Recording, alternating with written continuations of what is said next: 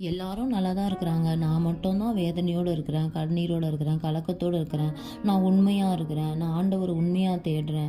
ஆனால் அவங்களாம் உண்மையாக தேடலை. ஆனால் ஆண்டவர் அவங்களுக்கு எல்லாத்தையுமே செய்கிறாரு. அவங்களுடைய காரியங்கள் வாய்க்கப்படுது, என் காரியங்கள் வாய்க்கப்படலை அப்படின்னு சொல்லி நீங்கள் நினைக்கிறீங்களா? உங்களை குறித்து தானே ஒரு திட்டம் இருக்குது.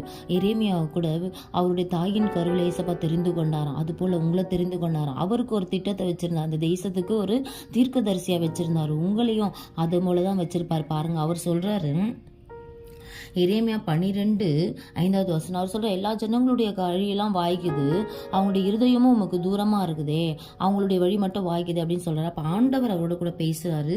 எரேமியா 12:5 நீ காலாட்களோட ஓடும்போதே உன்னை இழைக்க பண்ணினார்களானால் குதிரைகளோட எப்படி சேர்ந்து ஓடுவாய்? சமாதானம் உள்ள தேசத்திலேயே நீ அடைக்கலம் தேடினால் யோர்தான் பிரவாகித்து வரும்பொழுது நீ என்ன செய்வாய்? யோர்தானை போல ஒரு பிரச்சனை வரும். யோர்தான் பார்த்தீங்கன்னா அது அறுப்பு காலம் வரும்பொழுது அது எழும்பி அதிகமாக கரை புரண்டு ஓடுமா. யோர்தான் நதி பார்த்துருக்கீங்கன்னா பாருங்க, இஸ்ரவேல் ஜனங்கள் அது மாதிரி இருக்கும் பொழுது அவங்க பாருங்க, ஆசாரியருடைய கால் பட்ட மாத்திரத்தில் அது குவியலாக நின்று அதில் அவங்க நடந்து போனாங்க. யோசுவாவின் காலத்தில் அது நடந்தது.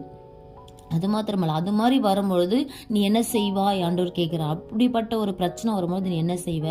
இப்படிப்பட்ட காலாட்களோடு ஓடும்பொழுது நீ என்ன பண்ணுற? உன்னை இழைத்து போக பண்ணுற. ஏன் அப்படி பண்ணுற? குதிரைகளோடு நீ எப்படி ஓடுவ? குதிரை போன்ற ஒரு நாட்கள் வரப்போகுது, வேகமாக போகிற போல ஒரு நாட்கள் வரப்போகுது. அப்போ நீ என்ன செய்வ? யோர்தானும் அந்த மாதிரி வரப்போகுது. யோர்தானை போல கரை புரண்டு போக போகிற ஒரு நாட்கள் வரப்போகுது.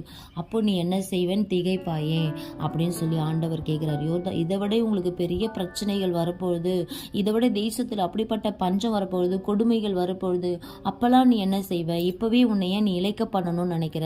குதிரைகள் ஓடுகிறது போல நீ ஓடணும்னு சொல்லி ஆண்டவர் உங்களையும் என்னையும் பார்த்து கேட்கிறார். ஹல்லேலூயா. நீ காலாட்களோடு ஓடும்பொழுதே உன்னை இழைக்க பண்ணினாயானால் குதிரைகளோடு சேர்ந்து எப்படி ஓடுவாய்? சமாதானம் உள்ள இடத்திலே நீ ஏன் அடைக்கலம் தேடுற? இந்த சமாதானம் போதும். யூதாவும் காத்புத்திரரும் என்ன சொல்றாங்க தெரியுமா?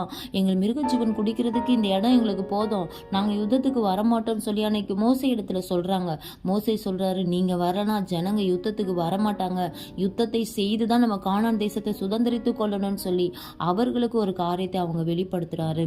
அதனால அவங்க என்ன பண்றாங்க? ஐயோ, நம்ம யுத்தத்தை செஞ்சு அந்த கானான் தேசத்தை தானே ஆண்டவர் நமக்கு கொடுக்குறேன்னு சொன்னாரு, அந்த கானான் தேசத்துக்கு நம்ம யுத்தம் செய்து தான் போகணும்னு சொல்லி அந்த இடத்துல இருந்து அவங்களை மீட்டெடுக்கிறாரு. அது போல தாங்க இன்றைக்கு நீங்களும் பரம தேசத்தை சுதந்திரித்து கொள்ளணும்னு தான் இந்த உலகத்துல, இந்த பூ உலகத்துல, இந்த அழிந்து போகிற உலகத்துல சில காரியங்களை ஆண்டவர் உங்களுக்கு அனுமதிக்கிறாரு. அதனால நீங்க சோர்ந்து போயிடாதீங்க. நீங்க இன்னும் வேகமா போகணும்னு ஆண்டவர் உங்களை எதிர்பார்க்கிறார். ஹல்லேலூயா. கர்த்தர் தாமே உங்களை ஆசீர்வதிப்பாராக. ஆமீன்.